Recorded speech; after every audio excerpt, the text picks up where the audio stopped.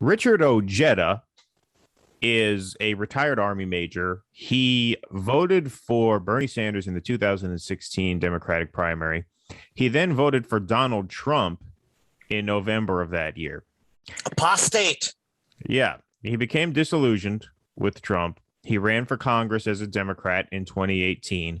He lost, but he represented the biggest red to blue swing of any Democratic candidate in the nation and still lost. That's how red his district was. It was a 31-point swing in favor of the Democrat, in favor of him. And it still was not enough to crack 50%. So he still lost. He then ran for United States Senate in 2020 as a Democrat. He lost that primary to Paula Jean Swearingen, who then went on and lost, of course, to Shelley Moore Capito, the incumbent Republican. So that's Ojeda's profile. And he actually, before he ran for Senate in 2020, he actually very briefly ran for president. And suspended his campaign within, like, I guess 6 to 8 weeks of launching because he couldn't raise any money. And we will explore why in a moment. But he, of course, is a true blue West Virginian, and he had some words for Joe Manchin this week. In fact, I think just yesterday, he put this video out.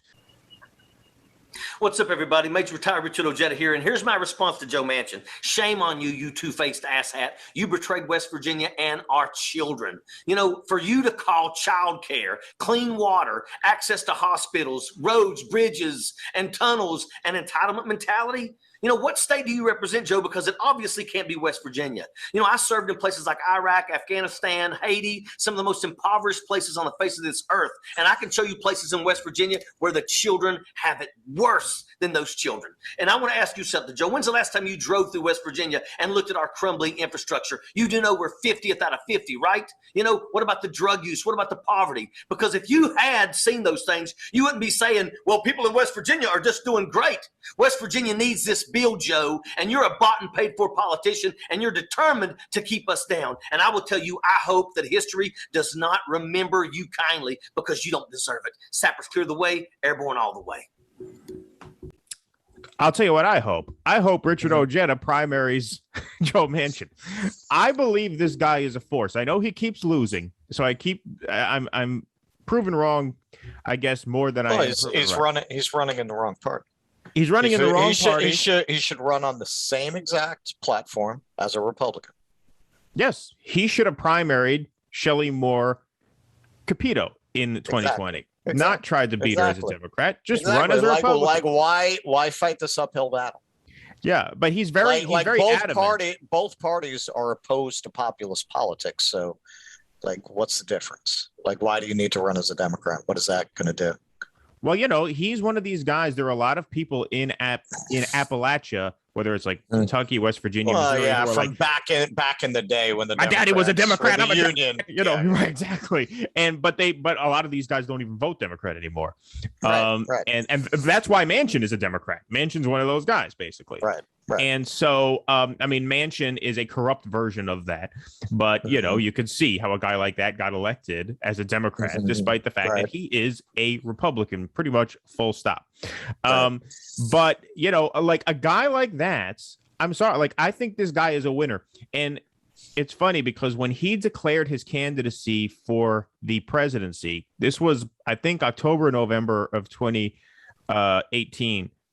He was one of the first candidates in. Yeah. It was way before Bernie said that he was running. I think he might have been the first. He may have been the very first. I think he got some press coverage for that. Well, he did. And he came to New York to tape like the Morning Joe show and do a couple of the media things here. And, you know, this was months before Bernie entered the race. And so I was like tentatively supporting Ojeda, because I think this guy is a force. I think this guy would smoke Donald Trump in a general election. I mean, tell me Missouri, West Virginia, Ohio, Indiana. Tell me they'd vote for Donald Trump over him. I don't believe it. I don't believe it. Well, this is the problem with Democratic primaries, though. And I'm sure you've had the experience of liberals telling you, Bernie couldn't beat Hillary. Why would you say he'd win the general election? Which is completely missing the point and just reflects their lack of self-awareness and awareness of the problem with the whole Democratic Party. People who could win a Democratic primary are usually not the best people for a national election. Exactly. So, Ojeda, you're absolutely right. If he made it that far, he'd smoke Donald Trump. Right. Like, but what if he would never make it through those suburban liberals? Right. Like, what if NAMBLA had a party and they had a primary? Well, you couldn't win the NAMBLA primary. So what makes you think you could win a general election? Well, the fact that he couldn't win the NAMBLA primary positions him pretty well in a general election. And so it's a similar type of thing. And it is like if you win the Democratic primary, that's kind of a counterfactual. That's actually demonstrating that you are probably not the best person to run in a national election. Yeah, I mean, if they were not a party, if they were just a PAC, they would be a toxic sort of like that would be an endorsement you wouldn't want. Basically, you know what I mean? And so you know, which is why I say, like, Ojeda's not a loser. He's hitched his star to a losing party. Yes, and he is sort of stubbornly sticking with that strategy. Like, he now has a PAC called No Dem Left Behind, and stuff like that. But when he was in New York doing press for his campaign, I followed this guy one day too late on social media because I followed him literally the day after he had a meet and greet at Pink's Bar in the East Village, where people could just come and shoot the shit with him and talk. Man. And if I had known about that, literally, if I had seen it the morning prior, I'd have been there that night. And I'd have walked out of that bar with a job on his campaign. I guarantee you we'd have hit it off. And maybe he'd be president now. 12 days, but hey, maybe it wouldn't. Maybe he'd be president now if I had gone into that bar. Steered him the right way. I would have steered him the right way. You would have made him primary Donald Trump instead of I'd have told him. I mean, Democratic nomination. So I don't want to disclose anything that I shouldn't. But a friend of mine, a very good friend of mine, knows him. She worked with him in some way. I can't really say how, but he was texting her apparently while watching like those first primary debates saying, why did I drop out? Like, why the fuck did I drop out? I should be up there. I should be up there. And he should have been. He should have been fucking up there, man. Yeah. I mean, the guy is a force. But the suburban liberals never would have voted for him. They wouldn't. Not in a million years. This whole thing is that they hate people like that, and they don't want to admit it. They like veterans like Mayor Pete. Rural, backcountry. They hate those people. They can't stand those people. But at the same time, they really want to beat Republicans. And like, if you want to beat Republicans, not that much. Not that much. They don't. All right. Well, here was his ad. They don't. Look, man. My theory, and I wrote this. I kind of indicated this in one of my articles. They see people like that. And, their ancient fear of being dragged from their homes and tried by a people's tribunal for their crime, it gets stimulated. As soon as they hear that accent, they imagine the pitchforks and the torches. Like they are not going to empower somebody like that. There definitely could be something there. There could be as soon as they hear that accent, they picture guillotines. Well, I think this video is worth playing, and then we'll wrap on this. This is his ad for U.S. Senate. I want you to watch this. All the libs who somehow stumbled upon this channel. Watch this. Tell me this guy would lose. Tell me this guy would lose to Donald Trump. Tell me this guy would not go over big in America if given the chance. There's one thing I learned during my 3 combat deployments in the Middle East. A veteran's oath doesn't end at retirement. After spending 24 years serving this country, it's clear what that oath means to me today. The soldier's creed says it best. I am an American soldier. I am a warrior and a member of a team. I serve the people of the United States and live the Army values. I will always place the mission first. I will never accept defeat. I will never quit. I will never leave a fallen comrade. I am disciplined, physically and mentally tough, trained and proficient in my warrior tasks and drills. I always maintain my arms, my equipment, and myself. I am an expert and I am a professional.